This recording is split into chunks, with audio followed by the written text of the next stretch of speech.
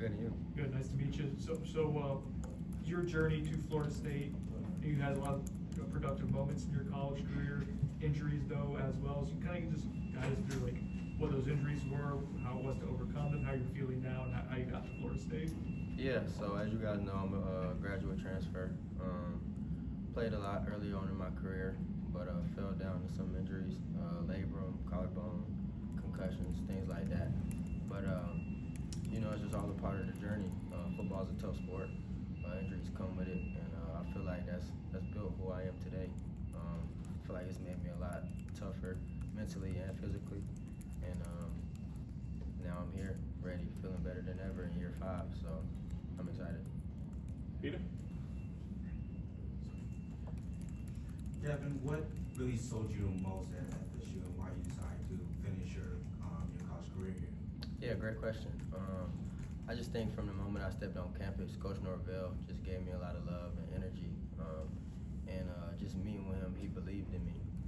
Like you said, I got 1 year left. I'm a graduate. I'm on my 5th year.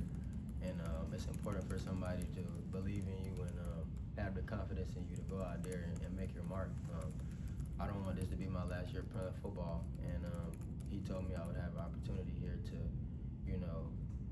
get that chance at the next level. And people who go to the NFL out of Florida State, they typically stay there. They don't just go home and have a short career. And that's something that I don't want to fall short of. So just the love and the family aspect of this place that I felt from the moment I got on campus on my visit, I couldn't beat it. It didn't match up anywhere that I took a visit with. So that was ultimately the choice that I made. Coach Gus, he worked with my old offensive coordinator. So it's a lot of the, same terms and plays that I'm familiar with. So it's kind of more like plug and play. So that's kind of what led ultimately to my decision. Ira?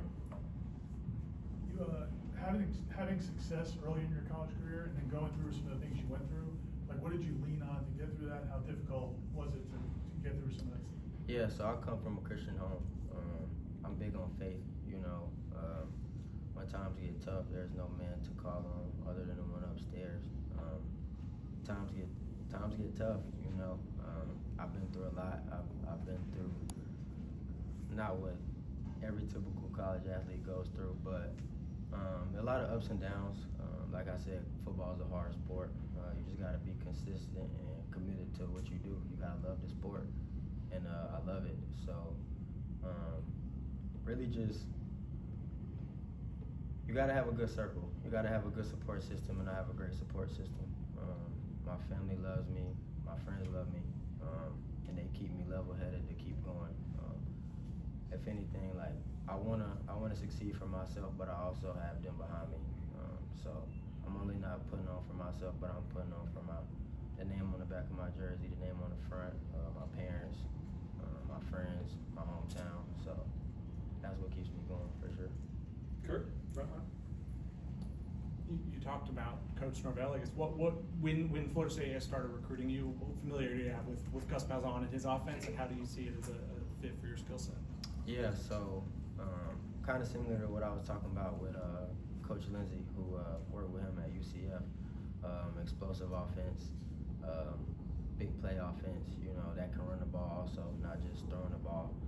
But I just see myself coming in here and making plays. Like I said, it was plug and play. I'm real familiar with the plays, real familiar with the terminology. Just a little bit different on a couple things here and there that I got to get used to. But I'm excited about this offense. I think this offense will be a lot different than maybe what you've seen recently. But yeah, I'm excited. Coach Gus, he's fired up for this season, and he pushes us hard. He doesn't want anything short of perfection, and that's what we try to do. So, yeah. Jacob? As an experienced transfer among a younger wide receiver room, how are you embracing that mentorship role, both on the field and in the locker room? Yeah, it's crazy you asked that question. I feel like I was in college just yesterday, and it went by fast. Like, I was looking at guys like me on their 4th, 5th year, being old, you know what I'm saying? I can say I'm pretty old now, being on my last year. But just taking that role of, they kind of call me Unc, just being just being older than everybody. But I love it. I love the guys. Like, they keep me young, I would say that. And I'm embracing it. I'm trying to, pour into them and give them little seeds to make their career grow out better, and try to not be here for 5 years like me. Yeah, I think it's great to see how I was a young receiver, and then being in a receiver room full of young receivers, and being the oldest in the receiver room, just being that kind of vet guy, being experienced and can pour into the young guys and try to help their careers plan out a little bit better than mine, for sure. Ira? Yeah, I was gonna touch on the same thing, but adding in Deuce and Squirrel White, also two older guys coming in. Also, have you guys connected pretty well? Oh yeah, so Deuce and Squirrel was probably the first two guys that I talked to when I was in the recruiting process, and when I committed. I didn't really know how they were gonna take another receiver, transferring in, but they welcomed me with open arms. It's funny you say that. When I leave here, I'm going to Deuce's house. So like, it's one of those like family environments. We hang out, we talk every day, we work together.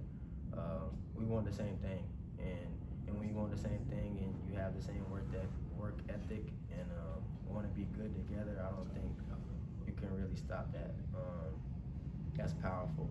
I've been in receiver rooms where people are selfish and all about themselves, but here is no selfishness. Everybody wants everybody to eat, and I think we have a really good, talented room that's gonna eat. Aswan? Kind of answered there, Gavin, but just you played so much football, you seem like you're very much at peace, and you know what you prioritize to make you a better football player, a better young man. Just what does that feel like, and how much of that are you trying to kind of let the young guys know and kind of be a mentor for everybody in that group? Yeah, just to start on that, early on in my career, due to injuries, I don't feel like I took care of my body enough. Just extra stuff, outside of the workout, getting treatment, getting in the cold tubs, eating right, going to bed. I'm a firm believer in sleep is the best recovery you can get. So just little things like that, trying to bring guys with me to the training room, making sure they're trying to take care of their bodies, because your body's your temple, and the best asset in football is your availability. So if you're not available, you can't be on the field, you can't play. So just trying to help with that and making sure we're all healthy. When I got here, I heard there was a little bit of like injuries in the spring, so people didn't get to flourish and show what they had in the spring. So hopefully that can get changed here in the fall, and everybody's healthy, and I can help with little things like that, for sure. Brenda? What are some strengths of your game, things that you take a lot of pride in? I would say my speed. I think speed is the biggest asset of my game, for sure. But I feel like I'm a great route runner. I got great hands.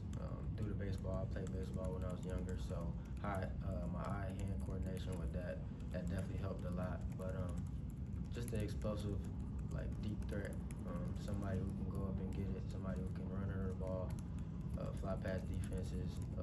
Also, I feel like I'm really good with the ball in my hands after the catch. I haven't really displayed that as much in my career as I wanted to, but I'm planning on changing that this year. And then another question I had for you was, during the player run practices, who are some DBs that you've kind of found yourself either gravitating towards or enjoyed going up against, like who's giving you good work right now? Man, I love that question. All of them, from top to bottom.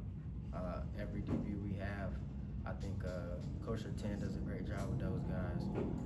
We can go Q, Jeremiah, KJ, Earl.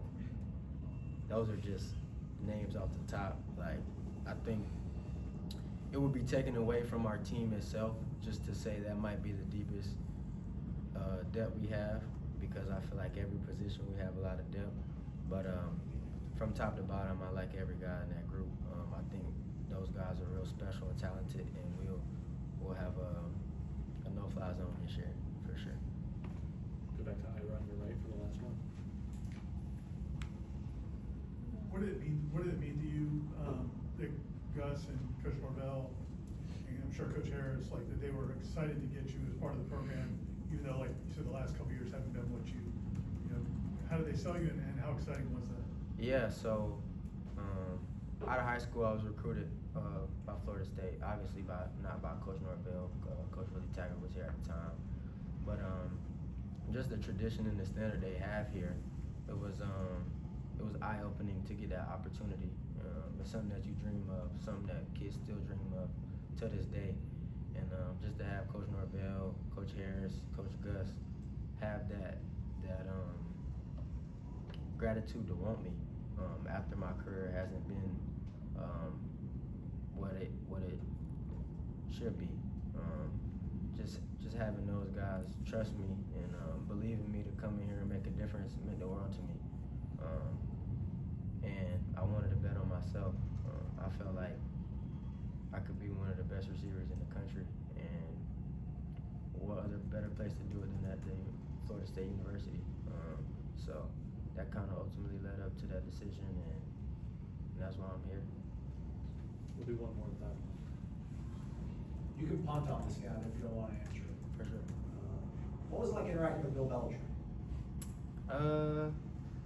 It was great. Honestly, I have nothing bad to say about Coach Belichick. He loves football. Everything that you see online and stuff like that, I would kind of say the media kind of portrays it a little bit differently than what it is inside the building. He loves his players, he loves his coaches, and he's all about ball.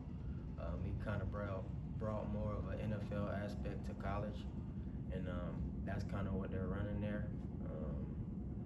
But himself, he's down to earth dude, not a big-headed guy. Like, you can go up to him, have a conversation, talk ball with him. Like, he loves that type of stuff. And when you show that you're interested, he's gonna make sure that he gives you that same respect and try to help you as much as he can. Like, he got 8 Super Bowls, you know what I'm saying? So, great dude. Wish them the best. But if we see him, you know what's up. Perfect. Thanks, Gavin. Thanks, Gavin.